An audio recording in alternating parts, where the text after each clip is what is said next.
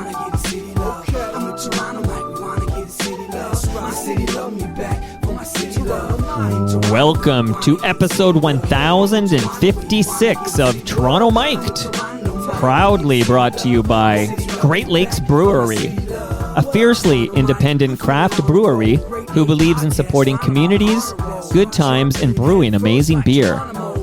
Order online for free local home delivery in the GTA. StickerU.com. Create custom stickers, labels, tattoos, and decals for your home and your business. Palma Pasta. Enjoy the taste of fresh, homemade Italian pasta and entrees from Palma Pasta in Mississauga and Oakville. Doer. The world's most comfortable pants and shorts. Save 15% with the promo code TMDS. Ridley Funeral Home. Pillars of the community since 1921. And Canna Cabana. The lowest prices on cannabis. Guaranteed. Over 100 stores across the country. Learn more at cannacabana.com. Joining me this week, making his Toronto Mic debut as we dive deep into the history of the Montreal Expos, is Danny Gallagher.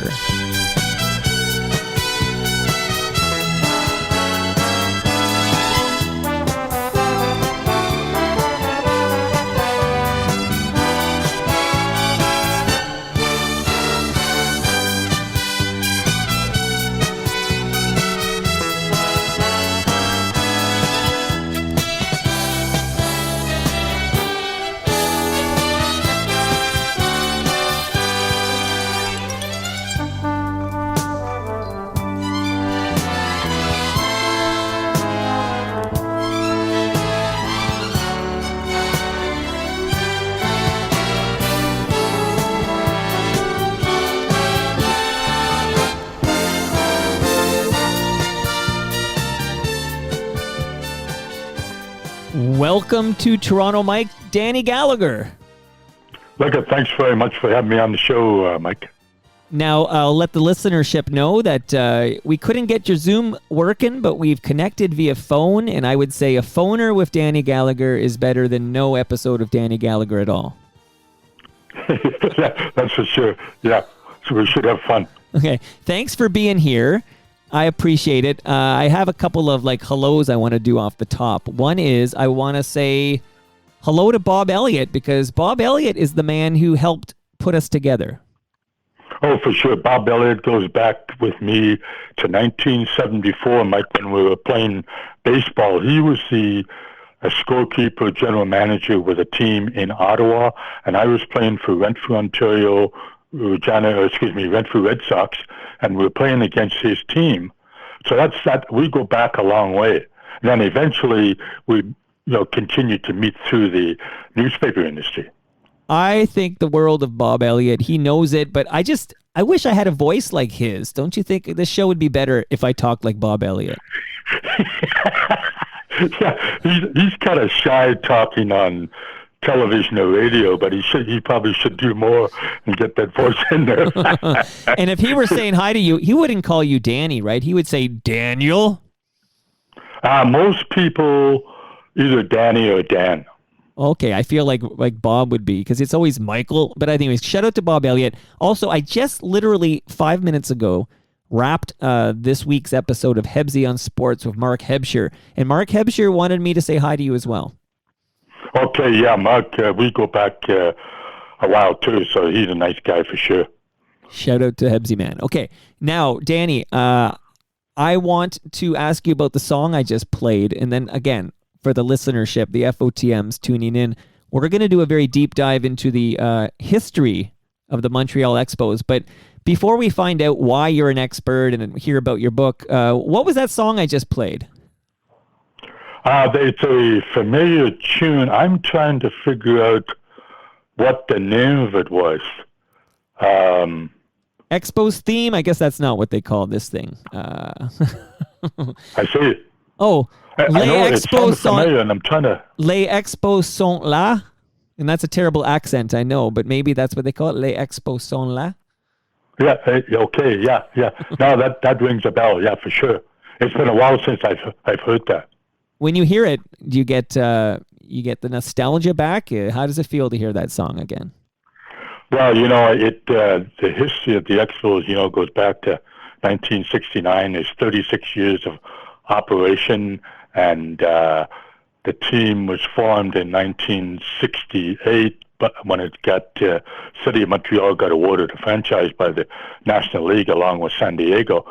And it's funny, at that time in 1968, it kind of caught Montreal by surprise that they got a team. It was awarded to the City of Montreal. Mayor John Drapeau had sent City Councilor Jerry Snyder to a number of meetings in the 1960s, starting in 1962, and then 6 years later, finally Montreal got the good news. But at that time, they didn't have any ownership in place when they were awarded the team, so they had to scramble and get people in to get money in, and then eventually Charles Bronfman kind of saved the day a couple of months later when the deadline came for putting in the money.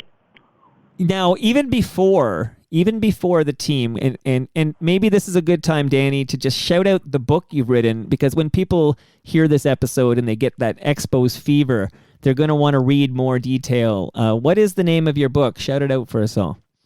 Okay, it's called Bases Loaded, Inside Stories about Crow, Eli, Terminator, and the Expos.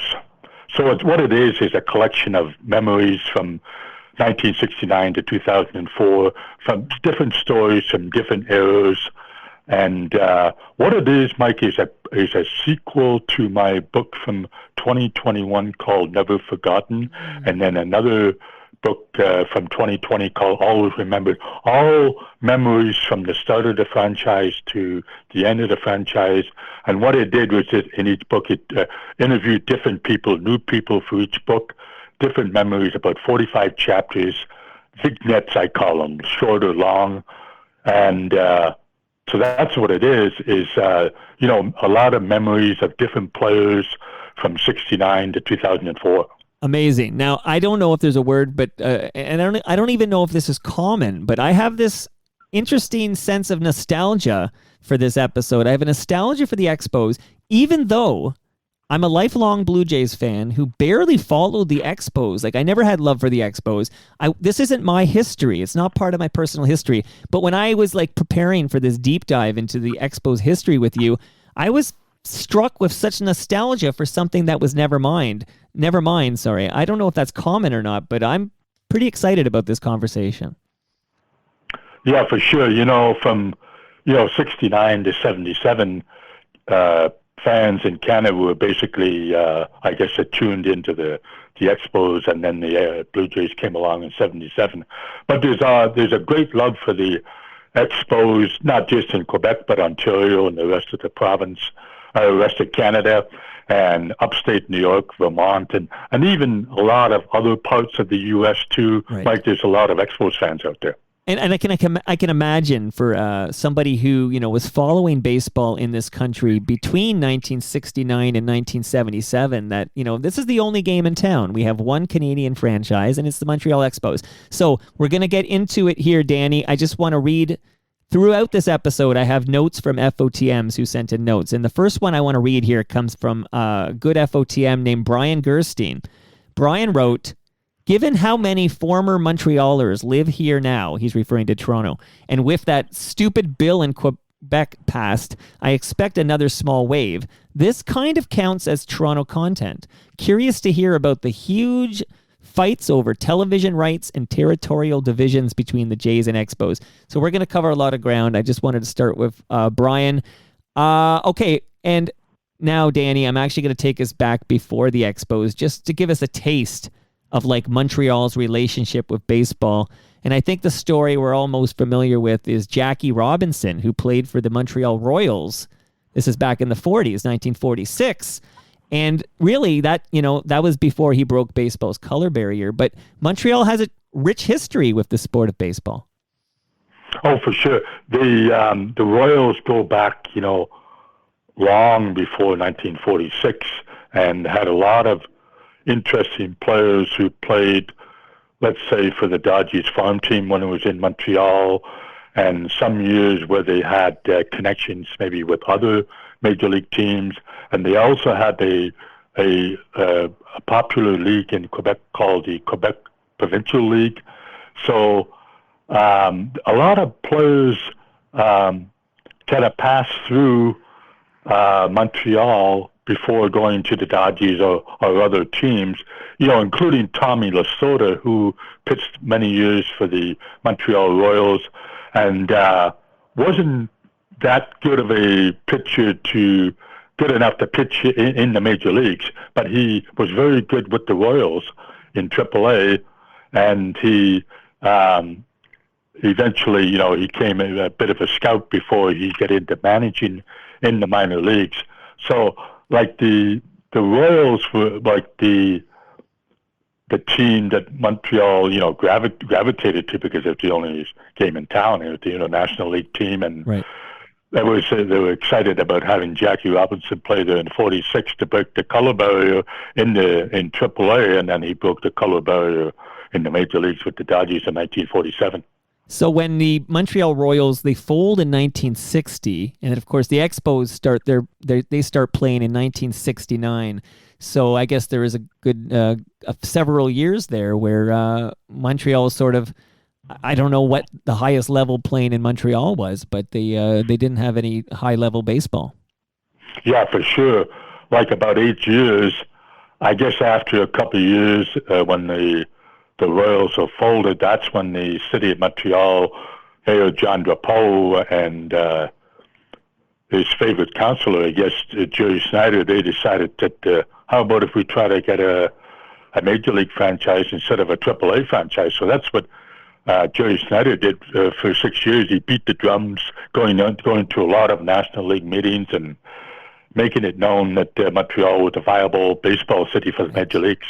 Wow. And was there any surprise, again, I wasn't actually alive at this time, but tell me, was there any surprise that the first Canadian franchise was going to go to Montreal? I just wonder if there was any, why isn't it going to Toronto? Because, we think we're the center of the universe here. Yeah, that's why maybe some people in other parts of Canada, they don't like Toronto, they don't like the Blue Jays, they don't like the Maple Leafs, right. Whatever.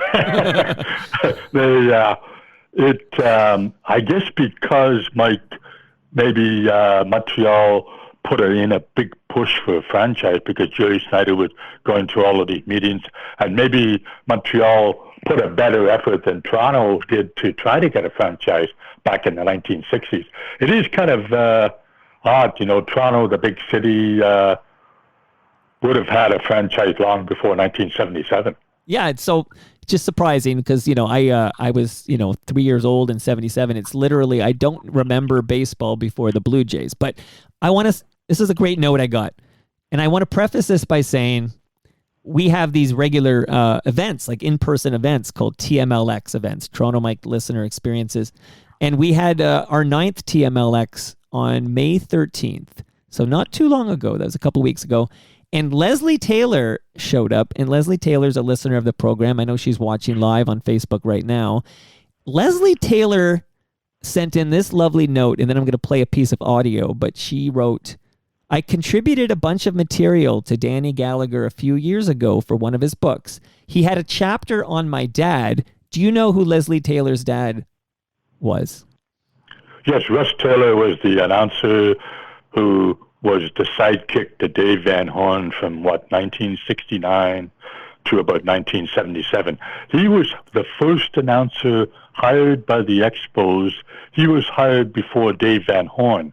I talked to Dave Van Horn, a few weeks ago, right. And he told me that story. He's told me the story before, but he just told me again that Russ Taylor was the first announcer hired, and then right near the end of spring training in 1969, not long before the 69 season started, Dave Van Horn was hired, and he had to kind of get all his luggage together and get going to the first game in New York. Okay, now early. Yeah. Sorry, I didn't mean to interrupt you there. Keep going, please. Yeah, so Dave Van Horn had to kind of scramble to get to New York for the first ever game in 1969 in early April, and Russ Taylor was his color commentator. So that was quite a combination that really went over well with the listeners for 6 or 7 years before, Russ died of a heart attack on his birthday in 1977. It's really unfortunate. That's terrible news. Okay, now, so because I know Leslie and the family are listening, I'm going to take a couple. And by the way, I should point out Leslie's sister, Russ is another daughter of Russ Taylor, is Carolyn Taylor, who people would recognize in this country as one of the women from the Baroness Vaughn sketch show. And Carolyn, go ahead. Yeah, that's interesting. I don't think I knew that. And Carolyn Taylor will be on Toronto Mike. I think it's next week. I have to check the calendar. But in the next couple of weeks, Carolyn Taylor is actually making her Toronto Mike debut. So that's beautiful. Eh? I know. It's what a family. Now, I'm going to take 2 minutes to let another voice tell us a bit more about Russ Taylor before we move on. So let's listen for a couple of minutes here. This is Dick Irvin, sports director of CFCF Radio in Montreal, with the pregame show on this Expos broadcast of the Expos Atlanta Braves doubleheader, which will come your way with Dave Van Horn and Duke Snider from the Olympic Stadium in Montreal. This morning, all of the people connected with the Expos and everyone connected with sport of any kind in Montreal and indeed in Canada were shocked and saddened by the news of the sudden death of Russ Taylor, currently the Expos Director of Communications, and for the first 8 seasons of the Expos, their play-by-play broadcaster on radio, along with Dave Van Horn and latterly Duke Snider as well. Here at CFCF Radio, the archives contain many moments that Russ shared with all of us, and the Expos broadcast crew have requested that we play a few of those moments for you now. In the broadcasting business in Montreal, we always referred to Russ Taylor as the old pro. His association with CFCF goes back into the early 50s and before, perhaps. His love of sport goes back much further than that. One of his earliest jobs was as the radio technician at the Montreal Forum, and it was there he heard a broadcaster from the Maritimes doing an amateur game. A few years later, he recommended that same broadcaster to those handling Canadians' broadcasts, and that is how Danny Gallagher came to Montreal. Russ was the morning sportscaster for many years on CFCF Radio, and when television arrived, he became part of that scene too.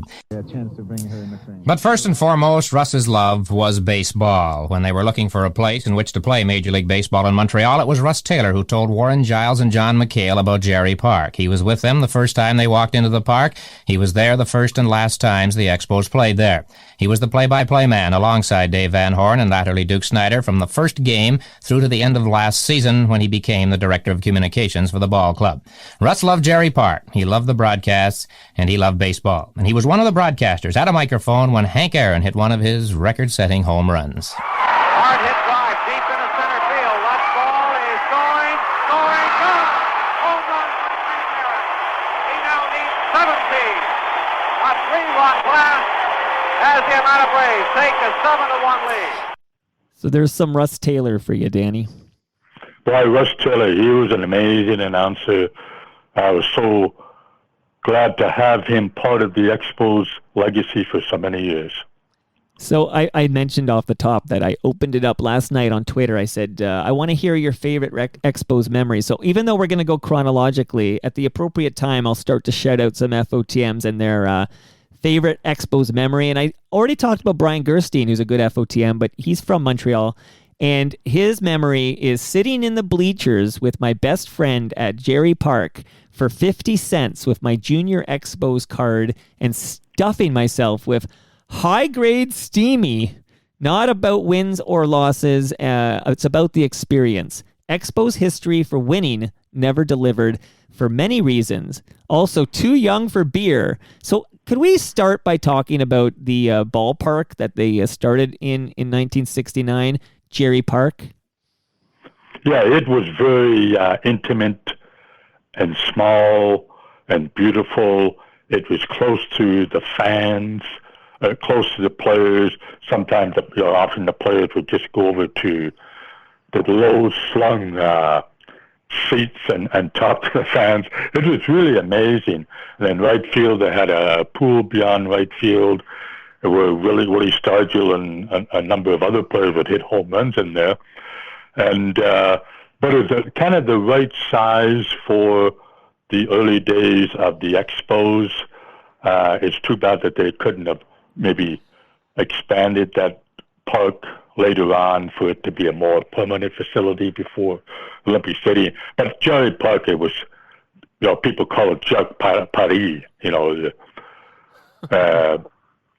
so it was quite a ballpark.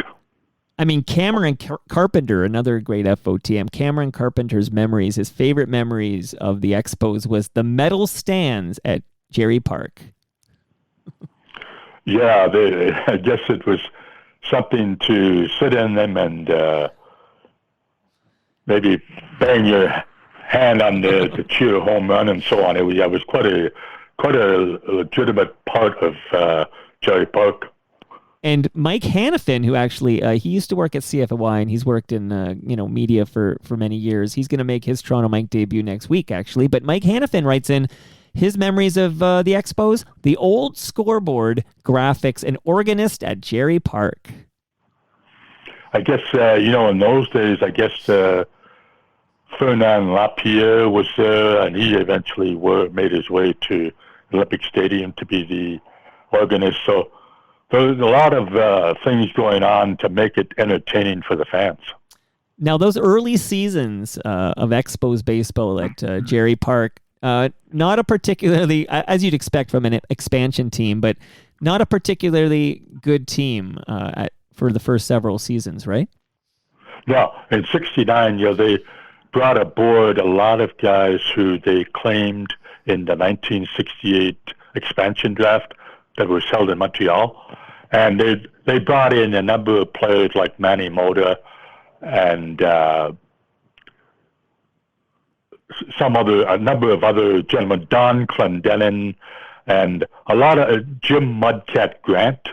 A lot of guys, Mike, who was they're long in the tooth and kind of getting up in years, but they wanted to bring in some veterans, and in the end, they ended up trading some of these guys. Like Maury Wills, he had spent most of his career with the Dodgers, so he spent part of that 1969 season with the Expos, and not that happy playing in Montreal, so he was traded back to the Dodgers in the middle of the '69 season. And they just didn't have a lot of great ball players, and they ended up losing over 100 games. And of course, their big star was Rusty Staub. They got him from Houston Astros, and he was the early franchise hero from '69, '70, and '71 before he was traded. Excuse me. He traded to the Mets. He had 30 home runs in 1970, and he was amazing. Le Grand Orange, he could hit. He could hit with power. He always choked up on the bat, which was really quite a phenomena, but still able to hit really good and hit a lot of home runs and got a great following from the Expos fans. Yeah, he was the lone Montreal representative at the Major League Baseball All-Star Game the first 3 seasons. And I find this interesting, and I'm going to play a clip in a moment as we talk about Rusty Staub, but he learned French. That'll endear you to the Montreal fans. Yeah, for sure. He made an effort to try to learn the French language, and he tried to do some interviews in French with the French media. Yeah, for sure. All right, here's another little clip here. In August, the Expos and general manager John McHale realized that they were in a legitimate pennant race and reached out for veteran pinch-hitting help in the person of an old friend, Rusty Staub. That first at-bat when they pinch-hit me against the Pirates, and they were changing pitchers when I came up, the ovation that they gave me there, it was overwhelming. I just tried to contain it, but I didn't do the real good job. I mean, I said, stay on top of the ball. Grant Jackson was pitching. He threw me a good fastball to hit, and I had a great swing at it and popped it up, and I wanted to choke myself. Le Grand Orange did contribute to the cause with some timely hits and a strong clubhouse presence.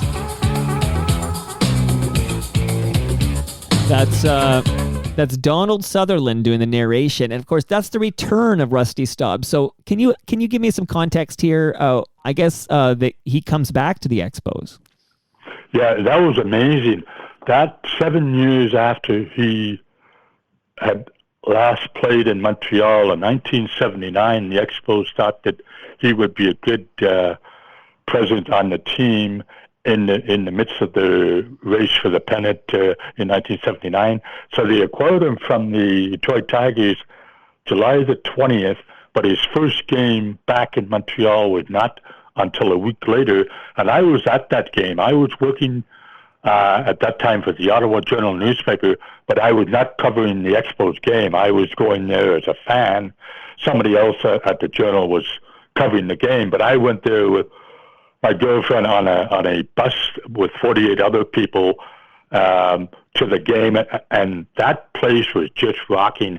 Well, that's my most exciting moment in Expos history, is that at bat when he came up to face Grant Jackson. Not necessarily the him hitting, but the standing ovations as he had to step in and out of the batter's box because the noise was so loud, the standing ovations were so loud. It was over 59,000 people there. It was just a tremendous occasion in Expos history. Okay, wow. Okay, I'm again, because I wanted to talk about Rusty Staub because he was like the first star, and then I wanted, to bring in his comeback, but I'm going to go a little bit out of order now. So, of course, the Expos don't win the pennant until 81. We'll get to 81, but I wanted to just shout out Bill Stoneman for a minute, okay? So, the Blue Jays, my team, have only one no-hitter in the franchise history. Of course, that was Dave Stieb. I want to say August or September, early September 1990 is what I want to say for Dave Stieb. But he's got it was in Cleveland, but he's got the lone no-hitter in Blue Jays history. But listen to this, Danny. This is from the inaugural season in 1969. 1-1 pitch on the way. Swung on, sharp grounder, Wills has it, bobbles it, throw to first, in time! He did it! A no-hitter! A no-hitter! A no-hitter for Bill Stoneman! That's something, eh? And you know who did? For an expansion team, yeah. I guess it didn't really matter whether it was an expansion team. To have a no-hitter is really something else. Didn't have a great team, but he had some good stuff, fastball and curve, and was really kind of nasty with his pitches, Bill Stoneman. And then later on, he pitched another no-hitter. So Stoney was one tough character on the mound. And do you know whose call that was? Whose voice did we hear making that call there on the first no-hitter? I was trying to figure out, is that Dave Van Horn? No. It's a voice we've already heard, actually, calling a Hank Aaron home run earlier. Oh, Russ Taylor, okay. Okay. It's another Russ Taylor, okay. And what's interesting to me, again, Blue Jays have one no-hitter. Even though Dave Stieb should have had several himself, he only recorded one. He should have had a perfect game, too, but that's another story for another day. But Bill Stoneman, he throws a second no-hitter for the Expos in 1972. That's right. He is really, truly amazing, Wow. to have two no-hitters early in the franchise. Great. Now, I mentioned FOTM sent in their memories of the Expos.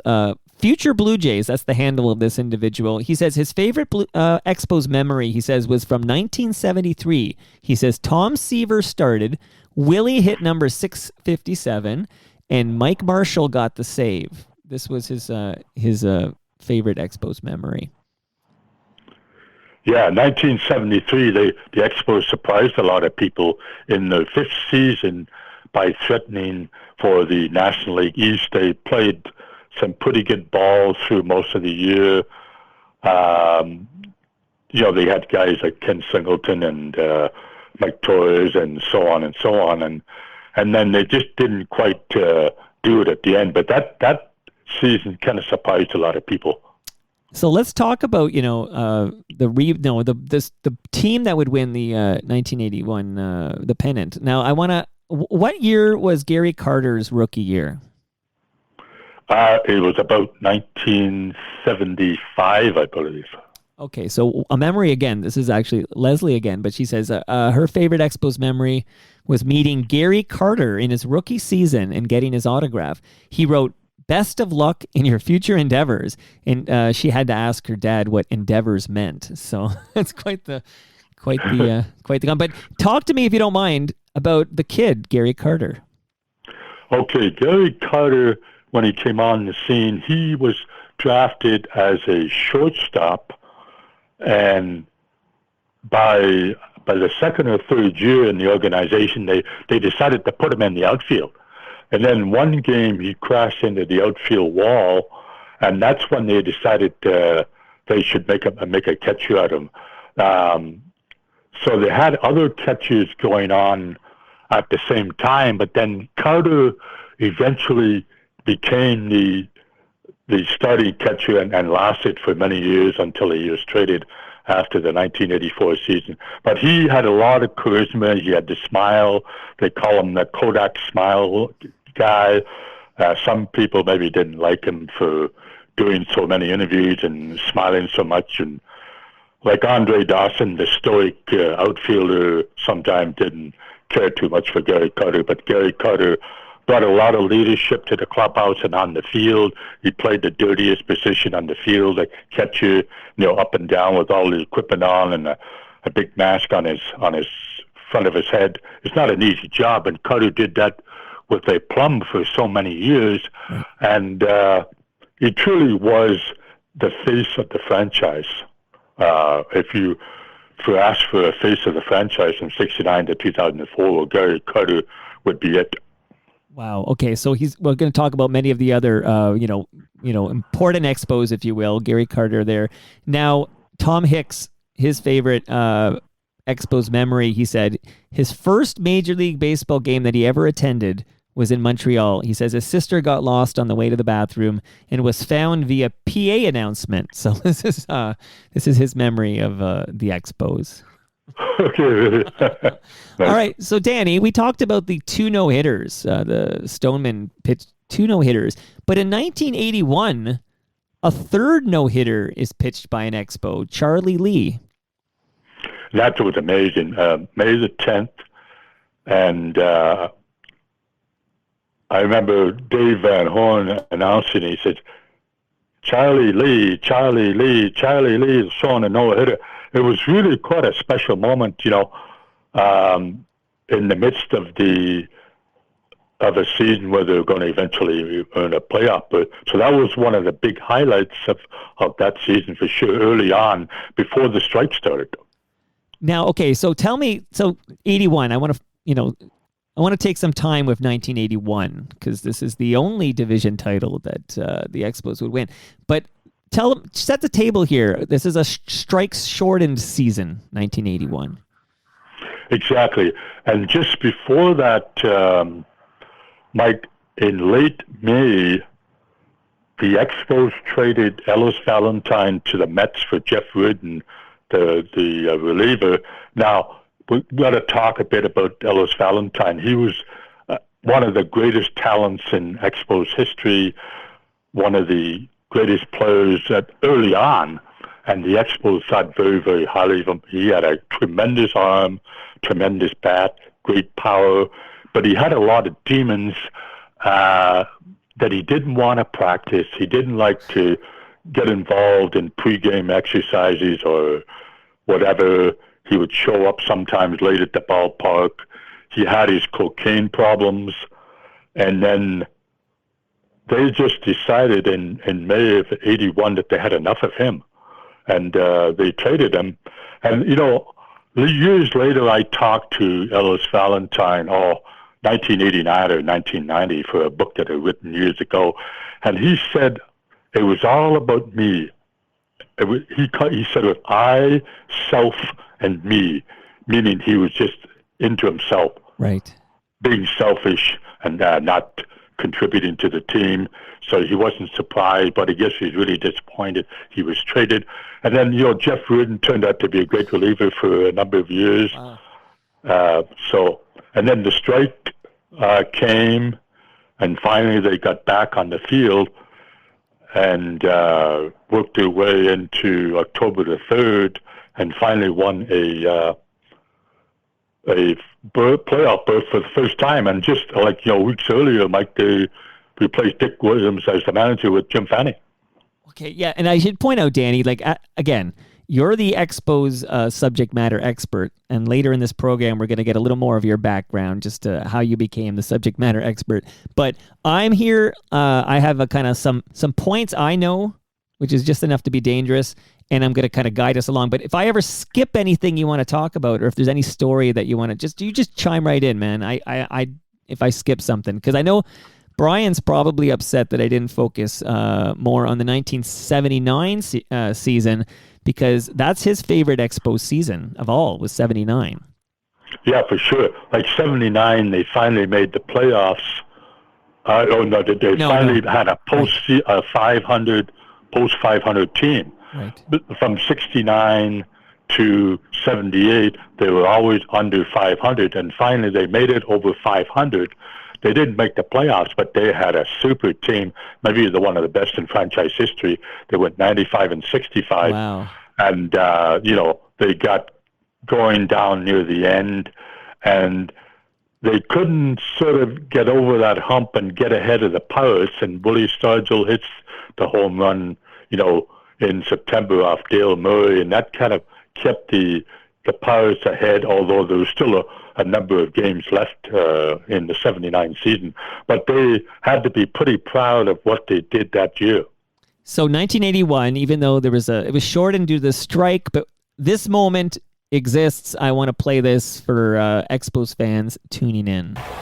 Kingman, lovable day. Kingman and Reardon, they're good buddies. They were when they were Mets. Now Reardon trying to get him out. A lazy fly ball to left. Francona went back. Will he get to it? He does. There it is. Expos win the second half. The whole team out on the field. Look at the celebration out there. My goodness. What a ball game. Look at Cromartie.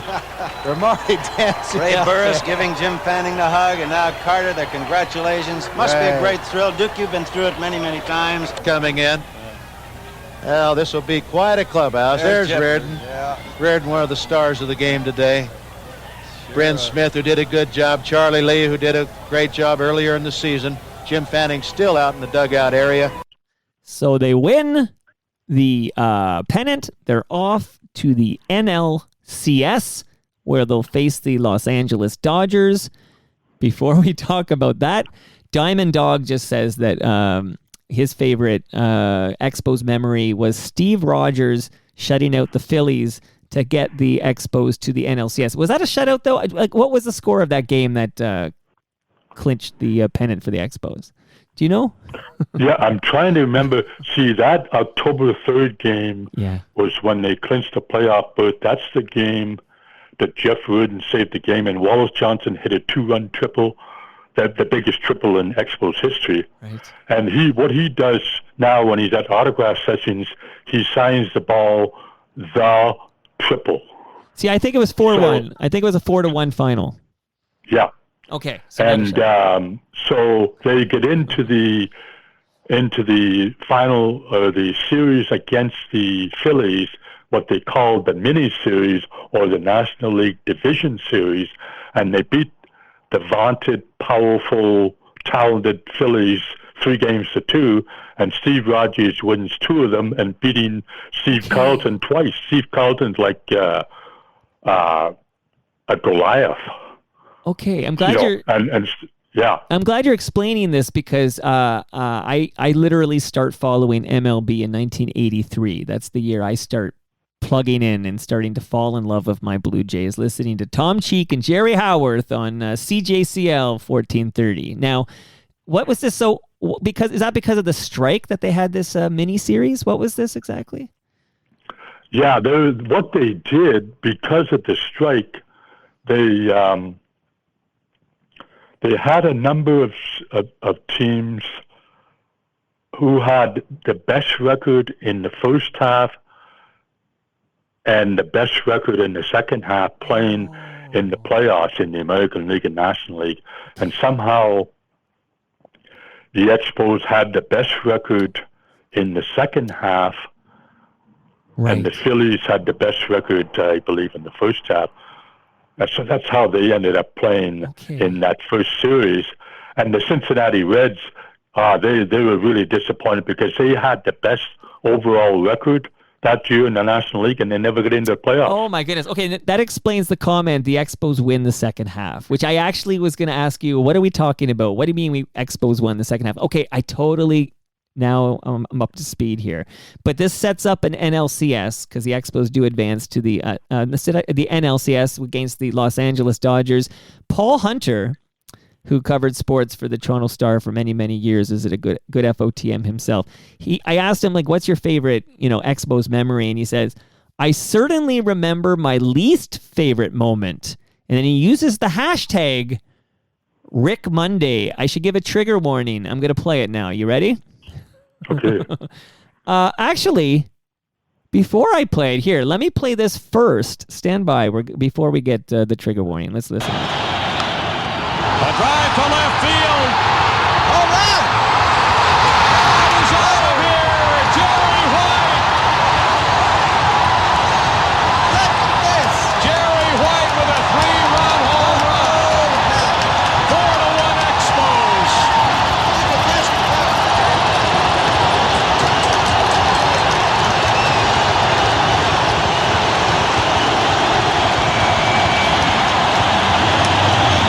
Jerry White tees off. Look at him. He knew that it had a chance.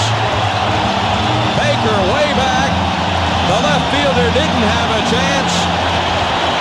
And there it is, a home run for Jerry White.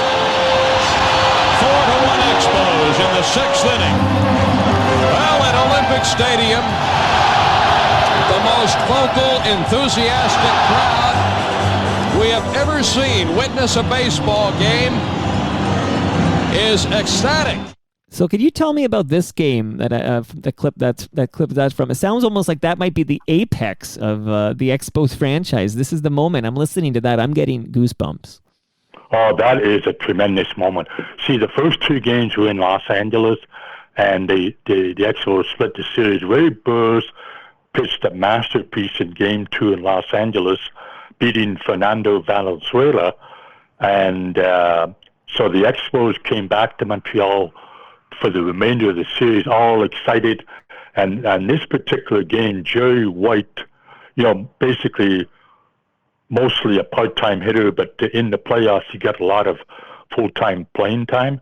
So it was 1-1, and Jerry Rouse was pitching for the Dodgers, and there was 2 men on, and Jerry White came up, and the biggest home run in his history, one of the biggest moments in Expos history, and it was just pandemonium. Again, you're getting a crowd of over 55,000, close to 60,000 people, just with goosebumps and clapping and standing ovation, and wow. It was just a tremendous moment in Expos history, and boy, that really set off the celebrations in the streets of Montreal when that game was over. So that's Game 3, so that puts the Expos up 2-1. What happens in Game 4? So Game 4, that's when the Expos should have gone for the jugular, but they just fell flat. They only scored 1 run. They kept it close in Game 4 for a few innings, and then the Dodgers broke it open and they won 7-1. So it was a real downer losing that game. That's when they should have gone for the jugular and really got going and scoring a lot of runs and put it away and win that series 3-1 and go to the World Series. But that game tied the series 2-2 and set up don't spoil it. Okay, so I should say, so I remember my Blue Jays were up 3-1 in the series against the Kansas City Royals, the ALCS in 1985, and I still remember reading in the paper this is actually the first year that we're a best of 7. If this had been last year, the Jays would have won the series. It was a best of 5. So just so younger listeners know, this is not a best of 7, this NLCS. This is a best of 5, and it's 2-2 going into Game 5. Paul Hunter uses the hashtag Rick Monday, his least favorite moment, And I'm just going to play this clip. So brace yourself, Expos fan. Now in the stretch. Here's the 3-1 pitch, and it's swung on, fly ball, center field. Dawson going back onto the warning track. Dawson at the wall. That ball is a home run. That ball is out of here, and a home run for Rick Monday, and the Dodger bench clears to congratulate Rick Monday, who has hit a 2-out home run here in the 9th inning, and it appeared that Andre Dawson had room as he went back to the fence, and he just flat ran out of room as the ball cleared the fence at about the 385 mark. Well, as we mentioned, Ron, Rick Monday, a fastball hitter in that situation. Steve had to come in with a fastball. He hit it hard. He hit it to center field, the deepest part of the field. Andre went back on it. Thought he had a chance, but it just cleared the fence. A 9th inning home run. And the Dodgers have gone ahead 2-1. All right, Danny, there it is. Tell me about this Game 5. Yeah, that call by Ron Roosh, boy, that is the best call I've heard of that particular home run. But going back to the start of the game, Ray Burris was up against, well, let's talk about what I call Blue Sunday, the game before Blue Monday, Blue Sunday, because they couldn't play on the Sunday because of rain and dirty weather, and they wanted to play, and after quite a few hours, they decided to postpone the game. But the interesting story is that there was conspiracy theories involving Jim Fanning. He wanted to save Ray Burris for an extra day's rest. So they had conversations with the weatherman at Dorval Airport, and Roger Brulat was one of the assistants in the Expos front office, and he was corresponding with Jim Fanning, and Jim was telling Roger that any way possible to have this game called off. And but it ended up the weatherman told the Expos that the rain was going to stop, but somehow the Expos, even Roger Brulat told me he went to Chubb Feeney, the National League manager, on the field, or the president, National League president, on the field, and told him the rain's not going to stop. So at that point, Chubb Feeney called the game. So we go to, so I'd call it Blue Sunday because they would have preferred to play on a Sunday, but Blue Monday, so Ray Burris is up against Fernando Valenzuela again. In Game 5, it was another cold, weather, but there was no rain or snow or anything. But so it's 1-1 in the first inning. Let's get the first inning. Andre Dawson hits into a double play, but Tim Raines scores a run, and it's 1-0 Dodgers until about the 5th inning. And then Rick Monday gets on base, and he comes around and scores the tying run on a chopper to second base by Fernando Valenzuela. Okay. And all these years later, I've been saying, how come the Expos infield was not pushed in to cut off a play at the plate if the runner is going in? I could never figure that out. But so then later in the game, after in the bottom of the 8th inning, Rick Burris was in the on-deck circle ready to hit with a big Expos bomber jacket, a winter jacket on, and he was told that there's going to be a pitch hitter, and Tim Wallach went up against Fernando Valenzuela, and he went out. He grounded out. And so then they came to the top of the 9th inning, and that's when a new pitcher came in from the bullpen, and Jeff Rudin thought it was going to be him. It was him and Steve Rogers warming up in the bullpen, which in those days was almost right beside the dugout. Right. But the umpire motioned to the bullpen for somebody to come in, and Jeff Rudin started walking across the chalk lines, but the umpire told him, no, it's Steve Rogers. Jim Fanning wants Steve Rogers. So, Steve Rogers comes in to pitch in relief in only maybe the third time in all his years of pitching, he was out of his element. He has told me many times and other reporters that he had so much adrenaline, his stomach was beating, his heart was beating, because that was not his situation. Right. He was overthrowing the ball. He was trying to throw it 100 miles an hour. And funny enough, he got the first two guys out. Steve Garvey popped up to second, and the next batter, Ron Say, line one deep to left, and Tim Raines, caught it at the warning track. And there's some clips of Steve Rogers after that line drive. He was shaking his head. Oh, that's not good. So some people were saying that at that point, that's when Jim Fanning should have brought in left-hander Bill Lee or left-hander Woody Fryman to pitch to the left-handed hitting Rick Mundy, lefty versus lefty. But Jim decided to leave Steve Rogers in because he had a good relationship with Jim Fanning, Steve Rogers, over the years, and left him in. And so it got to a 1-1 count. And then what I saw on the tapes is that Rogers deliberately threw the next two pitches as balls. One was high, and then the next one about a foot in front of the plate.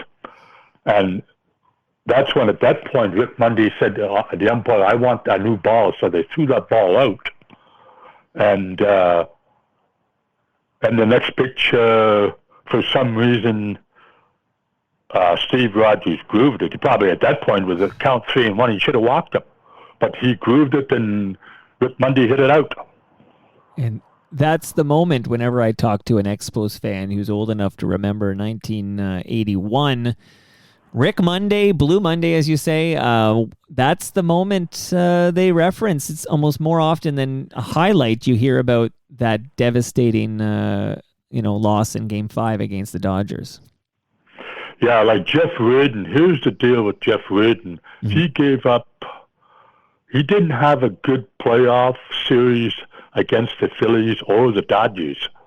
And he'd given up a couple of home runs, one in the Phillies series and a couple in Los Angeles. And he also had some shoulder, elbow, and back problems, but he had been cleared by trainer Ron McLean to pitch in Game 5. And he told the trainer, and I guess he told Jim Fanning, but Fanning didn't want to use him. But the biggest mistake was that he didn't use Bill Lee, who purposely got up in the bullpen on his own and warmed up and tipped his hat to Fanning and said, "Look, I'm here. You should be bringing me in." Wow. Then Woody Fryman with the left-hander, they didn't bring him in. So that was a kind of a mistake to bring in Steve Rogers. Steve Rogers had volunteered the day before to go in and be available for Game 5. But, I think if Dick Williams was still the manager, he would not have used Steve Rogers in relief. Interesting. Man, I mean, it's like the Zapruder film. You just dissect every moment of that, what went wrong. But I guess at the time, in 1981, after the Monday home run, you're thinking, like, we have a great core. You got Andre, we've talked about Steve Rogers, but Andre Dawson and Tim Raines. He's a guy I'd like to talk about next. Tim Raines, the Hall of Famer. What can you say? Oh, I should shout out Phil. Phil, the FOTM Phil, says Tim Raines, his favorite Expos memory was seeing Tim Raines against the Mets in New York on the NBC Game of the Week. But what say you, Danny, about the great Tim Raines? Yeah, he was tremendous in 1981. In the strike-shortened year, he stole 71 bases, and if they'd been a whole year, he would have stole over 100 bases. He had a tremendous year in his first full year with the Expos, and then in 1982, in the off season of 81-82, he got into some bad stuff back home in Florida by starting to do cocaine. Right. He figured, okay, here I am. I'm a star. I'm going to start doing some cocaine. And he continued to do that through most of the 1982 season, even though he had a decent year, but not as good as 81. And that's when he admitted to the Expos at some point during the 82 season that he needed help with his cocaine problem. So they sent him to a rehab center somewhere in the States. And thankfully he was able to clear away that problem of using cocaine, because for the rest of his career he was not bothered by that. And so 83, 84, 85, 86, he had some great years. His legacy, I think, is from 81 to 87. 88, 89, 90, he kind of tapered off and wasn't as good. But in 87, he, 86, 87, that was the winter of owners' collusion. And a number of free agents like Tim Raines were supposedly not getting much in the way of offers from their own teams. And for some reason, there was a rule that Raines and some other guys could not sign with their own team until May 1st of 87, a month after the season started, which is kind of strange. Yeah. So when that May 1st deadline came along, Bill Stoneman was the Expos money guy at that time, negotiating contracts. So he flew to Florida to negotiate with Tim Raines' agent, and they got it done real quick on May the 1st, and then he flew to New York on May the 1st, and then everybody knows about that game on May the 2nd, 1987, when basically he hadn't played any spring training. He had a couple of minor league not playoff games, but minor league rehab stint games where he played and was able to perform a little bit, but it was not real game action. And he comes out that first game in New York and he goes 4 for 5, including the grand slam, as the Expos won the game. It was just a phenomenal game, and probably the best game in his history. And that was Phil again. Phil's favorite memory of all time for the Expos. Now I just want to. I have a bunch of thoughts now. I need to spill out into the microphone here, but I want to just say in the Ken Burns baseball documentary, and I remember when it first aired on PBS, I was riveted by this documentary, and I still remember the reveal that Tim Raines started sliding head first because he'd have a glass vial of Coke in his back pocket. So I guess yeah, it really amazing. I don't know how the Expos let him do that. Well, come on. You remember the 80s, I think. The 80s were different times. But by the way, in that 1982 season we're referring to, which was a drop for Tim Raines there from 81, but because of the cocaine habit. But that it's worth noting in this episode that Montreal hosts the All-Star game in 1982. That was on July 13th. And Expos fans voted... because they're Expos fans voted and they were hosting, they voted Gary Carter, Andre Dawson, Tim Raines, and Steve Rogers All-Stars. And Al Oliver was actually a reserve.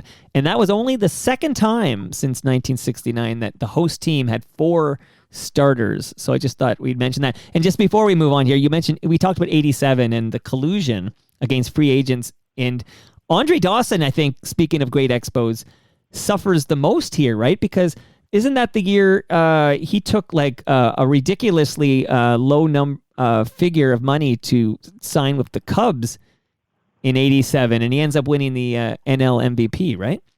Yeah, that's an amazing story. Like, he had gone through all of the winter of 86 and 87. He said he did get an offer of $1 million from the Expos, but that was a discount, a decrease from what he had been earning in 86. So he said he kind of severed ties with the Expos, and somewhere in the middle or early part of March during spring training, he decided on his own with his agent Dick Moss that they would go to Mesa, Arizona, and show up at the Cubs spring training camp and deal with Dallas Green, the general manager, and say, look at Dallas, we want to play here. Andre said, I want to play on natural grass. I don't want to play on artificial turf anymore. So here I am. I'm offering my services to you, and here's the contract, and you fill in the blanks. Right. So, well, Dallas Green, Andre Dawson has told me this story. Dallas Green, because of that collusion stuff, he said he had to talk to his owners, and he had to talk to Major League Baseball and see if he could actually do anything about doing a contract because of all of this collusion stuff. So he got permission. Yeah, he could sign Dawson. So he puts in $500,000. So Dawson, I guess, probably disappointed with the offer, decided to accept it, and then he went on and hit 49 homers and drove in 138 runs and with the MVP. It was just a phenomenal story. And that's the year George Bell won MVP for the Blue Jays, so 87. Okay, now just want to shout out the late great Gary Carter. His trade to the New York Mets, and that was December 84. I just can imagine as an Expos fan, that's got to be a heartbreaker. Oh, for sure. What happened there is that several years earlier, he had signed a contract. Oh, there are different versions, 7 years for $15 million or 8 years for $16 million. And Charles Brompton, the owner, agreed to that, but very, very reluctantly. He was not fond of giving out a large contract with a large amount of money, which was roughly $2 million a year, one of the biggest contracts in all of baseball at that time. So after the 84 season, he instructed the new general manager, Murray Cook. He said, Murray, I want you to trade Gary Carter. And that's how Murray Cook told me, a couple of years ago. Wow. That's Charles said, I want you to trade him. Wow. So Murray Cook told me that it was basically the Mets that really had the money to maybe afford Gary Carter. Right. So that's what happened. So in December of 1984, they traded Gary Carter for a number of players, Mike Fitzgerald, Floyd Yeomans, Herm Winningham, and Hubie Brooks. Wow. So, Hubie and Floyd Yeomans were pretty decent players. The Expos actually thought that Herm Winningham would become a full-time player, but he didn't. And then Fitzy was more of a part-time player who was not really an answer to Carter at all. But he was a good guy in the clubhouse for a number of years and at the plate, behind the plate.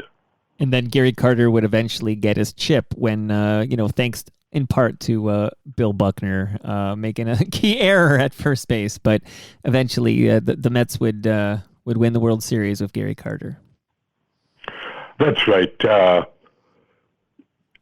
Gary Carter, when he got inducted in the Hall of Fame or elected, he told the Hall of Fame he wanted to get in with a Mets logo on his plaque. But the Hall of Fame people told him, no, your legacy is with the Expos. You spent, 10 years with the Expos. Right. You have to have the Expos logo on your plaque. So, right. The interesting thing, too, with Carter, he ended up, as you know, getting traded or picked up on waivers from the Dodgers by the Expos for the 1992 season. And then he retired after the 92 season, after he got that last hit, a double over the head of Dawson, who was still with the Cubs at that time. Right. That's another big moment in Expos history, is that double by Carter. Woo! Now I just want to. I realize now. I know you have a noon appointment, so I'm going to cook with gas here for a moment. Here's a few FOTMs I want to shed out with their memories. Diamond Dog says he remembers fondly the big comeback against the Reds in 1989 on home runs by Rex Hudler and Damaso Garcia. Yeah, Joe, the 1989, that was a team that should have won the National Leagues, but it faded at the end. They led all through parts of July and August, and I was on the beat then, and, enjoying a team that was close to maybe winning the National East, and they really, really folded. It was just a real shambles. And that was the impetus for Charles Brompton to start selling the team. He didn't eventually officially give up the team for another year, but he let it know that was it. His heart was broken when the Expos faded and lost in 1989. Well, let's shout out another. So 89, there was a big trade. I want to say I'm going to read the note from Superfan Happy Slide. That's his handle or her handle. The big 1989 trade for Mark Langston didn't result in a division win, and Randy Johnson was one of the pieces that went the other way, but at least the team tried to win. After losing, the Kid, the Hawk, and Rock, and Langston move on. It was a change of narrative for the franchise. Yeah, that sounds like they went big on 89, and when it didn't pan out, well, time to rebuild, I guess.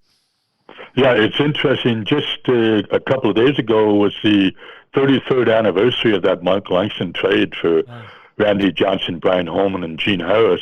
It was, I look back, I was on the beat. I had reported it a month before that it was in the works, but they didn't announce it for another month. So what happened a trade happened or announced in San Diego, and when you look back at it, it was a good trade because Langston was an established pitcher, and Dave Dombrowski got approval from Brompton to make the trade. You know, Langston was making more money than Johnson, Holman, and Harris together. Right. But they wanted an established pitcher because they didn't see that Randy Johnson would help them that particular year. So they traded, and eventually they faded, and Langston kind of faded too, even though he started out of the gate with some pretty good games. But then he faltered himself. And at one point when he was going good, there was a talk of maybe signing him to a 3-year deal, and he seemed receptive. But after the season, a bad season ended, he went in and signed with the Angels. Now, I shout out Jason here. Jason's fondest Expos memory is an 89 extra inning game versus LA when, and please, I should know how to pronounce his name. Is it Yupi? Yupi? Yupi, yeah. Okay, good. When Yupi, and I could recognize Yupi because now he's showing up at Habs games, but when Yupi got ejected, this memory sticks out in Jason's mind all these years later when the mascot got ejected. I was at that game. It was 22 innings. It was started on one date and finished on the next day. At about 1 or 2 in the morning. Hey, Danny, I was once at an 18-inning game, and I thought, wow, this is like 2 games in one. But 22 innings, I've never been at a 22-inning game. Well, yeah, that was something else. Dennis Martinez, that was a game that he came in and pitched in relief. And then Larry Walker actually saved the game earlier in the game when he made this phantom catch off the right field wall after a hit by Eddie Murray. Woo. And they called it a caught ball, but in fact it was really a double. Okay. But anyway, it was a lot of interesting things happened in that game. Larry Walker was one of his first few games with the Expos. In his debut, he had debuted a few days earlier, but that game, he was that was one game when he showed that he's really, really smart as an outfielder. His instincts for the game became known very early in his career. He had that sixth, what do you call it? Sixth instinct. Yeah. The 5 tools. Well, he had the 6th tool, which was the mental instincts to look ahead in the game from the outfield, and he was an outstanding runner. Now, you mentioned Dennis Martinez, and that's going to bring up a big memory for Midtown Gord and many others listening, and I do have a clip. I'm just going to take a quick moment here, and brevity is a soul of wit, and we don't have a lot of time, so I'll be very brief here, but I want to thank the following sponsors. These people, these companies, they help fuel the real talk, and they let us do these deep dives into the Montreal Expos with Danny Gallagher. So I want to shout out in no particular order, Great Lakes Beer. That's delicious craft beer. Drink Great Lakes if you're in Ontario. Palma Pasta, delicious, authentic Italian food. Go to palmapasta.com. They're also here. They're in Mississauga and Oakville. Sticker U, you go to stickeru.com, Y-O-U.com, and you can get your stickers and decals and such. And they're a tremendous company with tremendous products. Ridley Funeral Home, they've been pillars of this community since 1921, and they have a great podcast, Brad Jones there, called Life's Undertaking. You should subscribe and listen. Canna Cabana won't be undersold on cannabis or cannabis accessories. Go to cannacabana.com. And Doer, D-U-E-R, the most comfortable pants in the world. I've been wearing their pants and shirts and shorts all month, and honestly, tremendous. I did a big bike ride in one. I wore it into the boardroom, and it's rugged, comfortable as heck, stretchy, and you can save 15% in the retail store on Queen or online at doer.ca, D-U-E-R, if you use the promo code TMDS. And now, my friend, I'm going to play a clip. This is Midtown Gord's favorite Expos moment of all time. In the bottom of the ninth, 26 in a row have been retired by Dennis Martinez.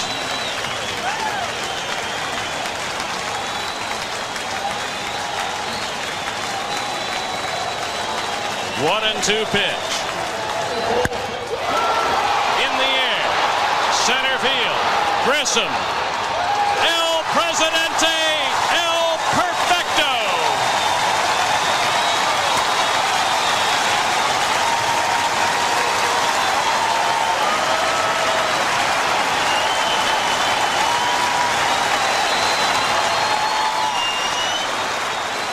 And I love how they let the crowd take it from there. I'll bring it down, but... Oh, is that your phone? Is that Dennis Martinez calling you? Now, tell me about this. I mean, we talked about how many no-hitters already in Expos history. Now, this is a perfect game. Far, far more rare than I think anything in Major League Baseball, pretty much. But tell me what you can about this. This is the 13th official perfect game in Major League history. That's Dave Van Horn with the iconic call of El Presidente, El Perfecto. What can you share with us about the Dennis Martinez perfect game? Really amazing. You know what Dave Van Horn decided to do when he said El Presidente, El Perfecto? He decided that he would not speak anymore. He wanted the fan noise to take over his broadcast. He wanted just dead silence, and that was his strategy. One of his greatest calls of any hits or home runs was that one. Dennis Martinez. That was not a very good year for the Expos. Part of the stadium had fell down. Buck Rogers had been fired in mid-season and replaced by Tom Reynolds, who was over his head as a manager. Right. And Dennis Martinez, that hit by Chris Gwynn to deep center, that was quite a poke to deep center, and Marquis Grissom had the speed to get back and get it. And that was something else. Dennis Martinez, a perfect game. I asked Vin Scully later, a few years ago, what was the highlight of that game for him, Vin Scully, and this is what he told me when Dennis Martinez sat down in the dugout after the game and started crying. Because Dennis Martinez, that was a special moment because he owed a lot to the Expos for taking him after his drinking problems with the Orioles. And that was when he cried. He was thanking the Expos. He was thanking the Expos for giving him that chance. It was just a very emotional moment for him. Wow. And so that's the fourth, am I right? Am my count correct that this is the fourth no-hitter in Expos history? Even though it's a perfect game, but also, of course, a no-hitter. But 4, right? Yeah, there's 2, Stoney, Charlie Lee, right. Dennis, And somebody else apparently had one for 5 innings, but I don't think it counted. No, I don't think that counts. That doesn't count. But that's still, I just want to point out the Jays, who have now been around, if I guess I have to do the math, but have had a longer franchise history now than the Expos, and still only the one. So just an interesting fun fact. Oh, speaking of fun facts, just a quick one before we move on. And I'm going to start talking twice as fast as normal. But Dennis Martinez, as his catcher in that game for the perfect game, is Ron Hasse. Okay, and I know you know this fun fact, but this is wild to me. Ron Hasse caught Len Barker's perfect game like 10 years earlier. Ron Hasse is the only man in Major League Baseball to catch 2 perfect games. That's really, truly amazing. And Dennis loved pitching to Ron Hasse. So Ron Hasse was there. There were several other catchers catching for the Expos that year. But Dennis loved throwing to Ron Hasse. And supposedly it's true that Ron Hasse would be going up to Dennis during the game and saying, you had the no-hitter. And they say when you're having a no-hitter, you're not supposed to jinx him and say it. But obviously Dennis knew there was a no-hitter. And right. So that's how it turned out. It was a beautiful moment in Expos history. I guess that would have to be the highlight, the biggest highlight in Expos history would be the perfect game for sure. Wow. Okay. Now I'm going to thank 3 FOTMs for their comments. Todd Van Allen, he went to a game, I'll read his note, went to a game with a friend of mine, sitting near the Montreal dugout. Youppi walked on top of it, waved at the crowd, and as he walked past a man and his son, the child said for everyone to hear, Youppi's feet stink. Todd Van Allen never forgot that day. And then I'm just going to 2 more quickly. Mike Ross, who's actually the public address announcer for the Toronto Maple Leafs here at Scotiabank Arena, his favorite memory is meeting Gary Carter in the press box in 1998 and having lunch with him. That was a great thrill for Mike Ross, who got to hang in the Montreal clubhouse when he was working AAA Ottawa games. And then one more, because this is going to lead to a clip, and we can talk about this moment. Diamond Dog says, Cliff Floyd's home run against a befuddled Greg Maddux in 1994, and I have a clip. You ready? Ready to go. And the 2-2. Fly ball deep right field. David Justice looks up. This ball's gone. 3-run homer for Cliff Floyd. And the Expos lead it 5-1.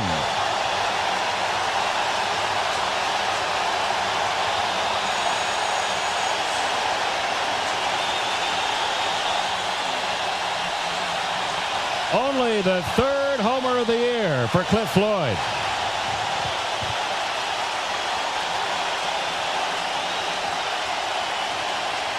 Floyd off the changeup. Remember, he ran 2 right in on his navel, but that was a good changeup right on top of the plate. Floyd had to be sitting on an off-speed pitch. So it's a noisy end to the evening for Greg Maddux. And Steve Bedrosian has come on to pitch. All right, now, Danny, let's talk about 1994. Boy, they had a tremendous season. They were 74-40 at the time of the strike. They had pitching. They had the great bullpen. They had great offense. They had a great manager in Philippe Alou. And it was screwed up by the strike and the cancellation of the season. And one of the turning points was that home run by Cliff Floyd. Cliff Floyd told me that symbolized what the Expos did in getting over the hump of the Atlanta Braves, who had been dominating baseball in the National League for a few years. And that showed the Expos that they could compete with the Atlanta Braves. And Greg Maddux throws this ball down at Cliff Floyd's shoelaces, and Cliff Floyd somehow golfs it out. It's the biggest home run in Cliff Floyd's history. And after the game, Greg Maddux got mad and threw chairs and stools all over the Braves clubhouse at Olympic Stadium. He's so mad. Wow. Okay. Now, just to remind people again, this is there's a lot of heartbreak. We should, address the fact that when you're revisiting the Expos history, there's a part of me that's glad I'm a Jays fan and not an Expos fan. There's a lot of heartbreak, and I speak as a Leafs fan, so I know heartbreak. But 1994, the Expos, after the All-Star break, they went 20-3. They had a run between July 18th and August 11th of 94 when they were 20-3. They had 5 players named All-Stars that year: Moises Alou, Will Cordero, Darren Fletcher, Marquise Grissom, and Ken Hill. And basically, maybe just not to dwell on it, but what is it with this labor dispute that terminates the season? There was no World Series in 1994. Oh, the owners wanted to institute some sort of a salary cap, and the players would not have anything to do with it. Right. But probably to save that season, Donald Fear and the Players Association and the players should have agreed to continue the rest of the season and continue negotiations in the off season. But Players Association wanted to make a point, and they put the players out on strike. It was really, really unfortunate. Oh my goodness, yes, and you probably have made this argument yourself. But when the season's canceled, now remember, I'm just checking my Brian Gerstein notes. There's 6.5 games up on the Braves when the season's called, and the Yankees had a great team too. Like, there's no slam dunk, but they would have had an opportunity to win their first World Series, and then the season's canceled. And many fans just don't come back. Like, this is really, really unfortunate timing for this franchise. It couldn't be worse, actually, considering what happens next. There's an alternate universe somewhere where they don't cancel the season and they make the playoffs and the fans stick around and that core sticks around and they're still playing in Montreal. Oh, for sure. They could have had a little dynasty if they'd been able to get into the playoffs and maybe generate a lot of revenue for the 1995 season to pay players more money in the off season of 94 and 95, but because they lost a lot of money by no revenue in the off season, Claude Bouchou, the managing general partner, had this bright idea of wanting to trade Ken Hill, Marquise Grissom, and John Wetland to save money. And they didn't offer Larry Walker a contract. And at that point for the 95 season, all of them would have been making, millions of dollars, and they just didn't have the money. They had no off-season ticket sales. It was pretty bad. But it would have helped if Claude Bouchou maybe had kept these guys for at least a few months of the 95 season. But he instructed Kevin Malone, the general manager, to trade these guys. So it kind of went downhill, and 10 years later, the team let down. Tragic tale here. Now, before we bury this franchise, shout out to Ridley Funeral Home. I want to recognize Diane, Mike Rogotsky, and Tobias Vaughn, because all three, when I asked for their favorite Expos memories, I think all three are probably Jays fans, that's why, but there was great love for the Pearson Cup games, watching the, Jays play the Expos. In fact, Tobias Vaughn shouts out a Canada Day matchup between Roger Clemens and Jeff Juden that he remembers. But just to shout out, the Pearson Cup games were kind of fun. Oh, yeah, that went on for a number of years in the 70s, and I believe in the part of the 80s, where they would get the Blue Jays and the Expos together for exhibition games, and it was a lot of fun. I guess later on, I'm sure even before they folded and then were moved to Washington in 2004, I'm sure that the Expos fans and the Blue Jays fans would have hoped that they would have revived that Pearson Cup game, but it was kind of scrapped after a number of years. So let's get to it here, Danny. Okay, so Major League Baseball buys the Expos prior to the 2002 season, and this is it sounds like this is specifically a result that they couldn't secure funding for a new ballpark in Montreal. Is that right? Well, that's right. Bud Selig, who is not well liked by Expos fans, tried to help Claude Bouchou get funding from the Quebec government and tried to encourage companies and businesses in Montreal to get something going to provide an ownership group to take over the team. But after 2 or 3 years, they decided that nothing was happening. There were no ownership people in Montreal or Quebec coming forth, and they decided just to move the team to Washington. So it was kind of like a farce the last 2002, 2003, 2004. It's a team owned by Major League Baseball. It's not owned by a majority owner. It was a kind of a joke. Well, I will just shout out FOTM Darren Shanahan, who says he fondly remembers the rally they had in August 2003 with no ownership. The team surprised everyone by catching up to the wild card, but then the league blocked them from making any trades, and that killed the season. This is Darren's words. I was hopeful even then that someone would step up and save the team. So that's Darren Shanahan. I also want to point out that there's a couple of years, I guess, where the Expos play 22 home games each year in Puerto Rico, if we remember correctly. And then they relocate. The announcement comes from Major League Baseball. This is September 29th, 2004, that they make the big announcement. They're going to relocate the Montreal Expos to Washington, D.C. for the 2005 season. I'm sorry for your loss, man. I'm hurting here, even saying these words. Oh, for sure. To lose a team is not easy. There's a lot of grief and depression of fans who are really close to the team, and really unfortunate. Bud Selig was saying no ownership came forth, so they just kind of get rid of the team, but very unfortunate. Yeah, I think about, Vancouver Grizzlies, they weren't around as long, but I'm trying to think, I'm a Toronto sports fan, so I've never experienced this. The Raptors are still here, the Jays are still here, the Leafs aren't going anywhere. So hopefully I never have to experience that heartbreak of losing a team that you loved. I can't imagine. But just to put a bow on everything here before we say goodbye, and this has been awesome. Danny, this has been awesome. What's the name of your book again? It's called Bases Loaded.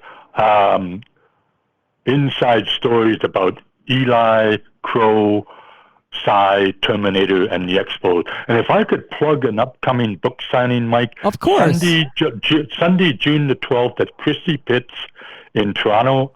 I'll be there before and during the Maple Leafs baseball game against the Brantford Red Sox, signing all my books.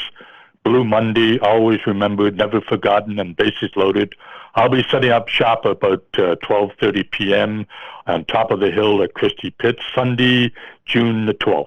Okay, thank you for mentioning that. I can promise you that many FOTMs will come, but Mark Hebscher will stroll to Christie Pitts to say hi that day for sure. So that's awesome. Okay. Now, just to put a bow on it all, okay, so the Expos posted an all-time record. They had 2,753 wins, 2,943 losses. They actually had 4 ties. I won't ask for details, but you could have ties at some point. I know that's I don't know. There's 4 ties in their 36 years in Montreal.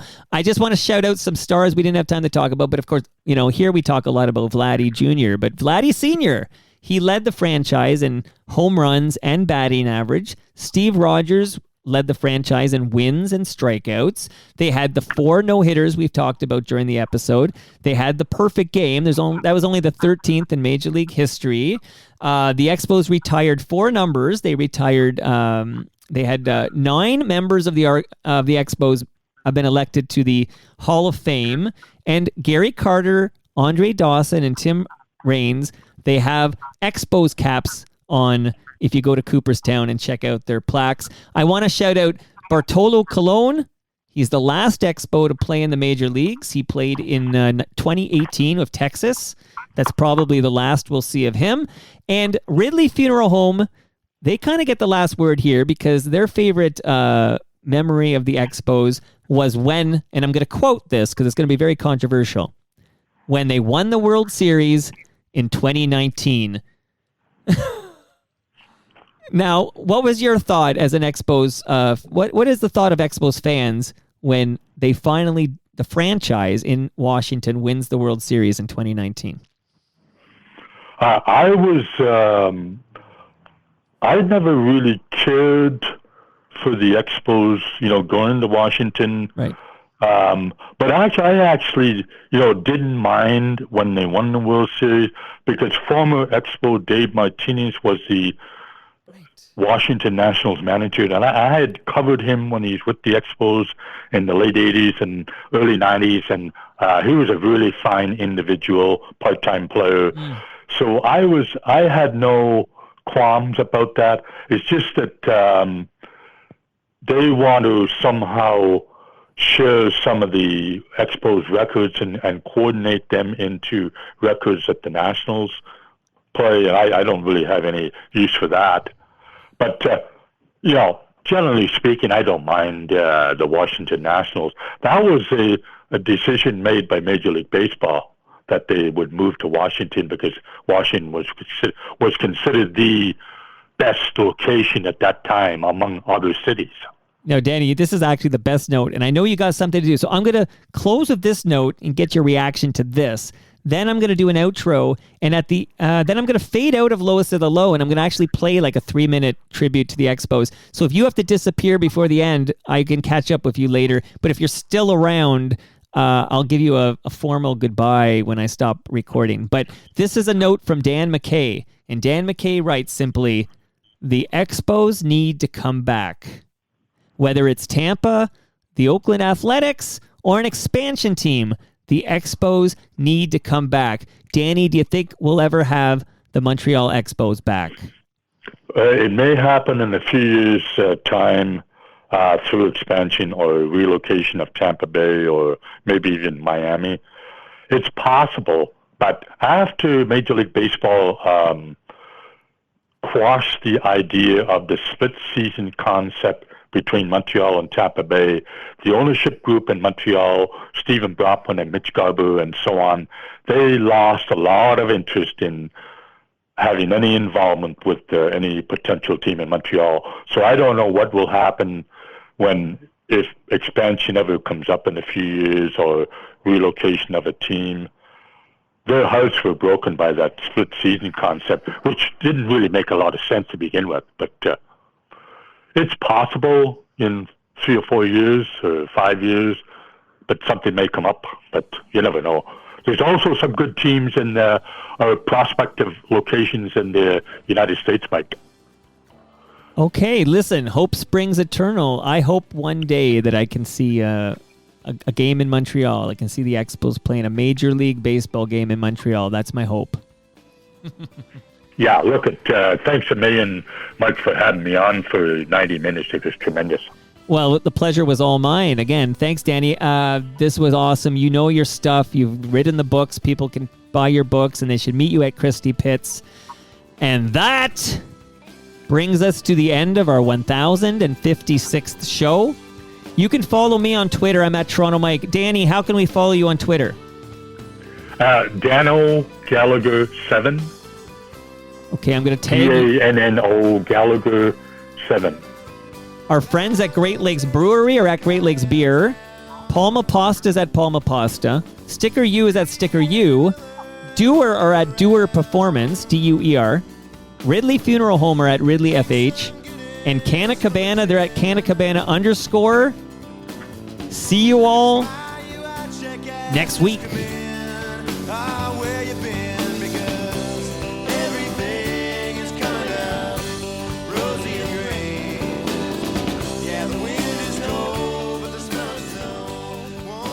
I would like to share this with the people in Montreal that are not going to have a team anymore. But my heart and my ring is with them too. This one's for the Expos. Montreal. Yeah. And he's slaves got the springtime blues real bad. Can't help but reminisce about the great years we had. I remember photo day 83 summer. Yeah, I still have the pick of me, my pops and my brother. I remember All-Star Game 5 man strong, 59,000 fans looking on. I remember tears at the kid's last game. Stood right behind him as the anthem played. Now my homemade signs got his autograph name on the newspaper cover, first brush with fame. I remember singing Valtteri, Valderall, 03 wild card race last hurrah. I remember Vlad 40-40 in the call they got wrong. The game against the Braves, Cliff Floyd going long. Still missing Montreal ball 6 years on. Yeah, sometimes you don't know what you got till it's gone. Marquise Grissom is flying, he's already at second. Here he comes to third, he's been waved. The play at the plate, Grissom at first, safe at home. Expos This one's for the kid and the cat and the hawk. And this one's for Grip, Larry, Walk, and The Rock. And this one's for El Presidente, Mo, and No Cab. And this one's for Spaceman, Crow, and Vlad.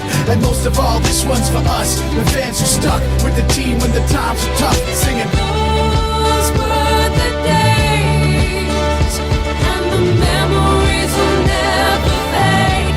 Those I will in my heart. I remember Rondell White and Lou Frazier, Odie Nixon, FP, Eli, and Laser. I remember the Magic, El Perfecto, 27 men up then down like presto. I remember sun coming down on the field, no roof. I remember doing a jig on the dugout with youths. I remember just how close we came. 81 in the strike year, still feel the pain. I'll never forget that last night at the O. Had both arms wrapped around my dad and my bro. It looked just like that pic we took years ago. The only thing different were the tears that flowed. Yeah, most of y'all must think I love the halves more, but if it were up to me, I'd feel like 94. I remember the last time I checked the box score and the last sad send-off from Dave Van Horn. This one's for the kid and the cat and the hawk. And this one's for Grip, Larry, Walk, and The Rock. And this one's for El Presidente, Mo, and No Cab. And this one's for Spaceman, Crow, and Vlad. And most of all, this one's for us, the fans who stuck with the team when the times were tough. Singing, those were the days, and the memories will never fade. Those I will. This one's for the kid and the cat and the hawk. And this one's for Grip, Larry, Walk, and The Rock. And this one's for El Presidente, Mo, and No Cab. And this one's for Spaceman, Crow, and Vlad. Sometimes it's the little things that bring us together. That's why I'm an Expo forever. Remember,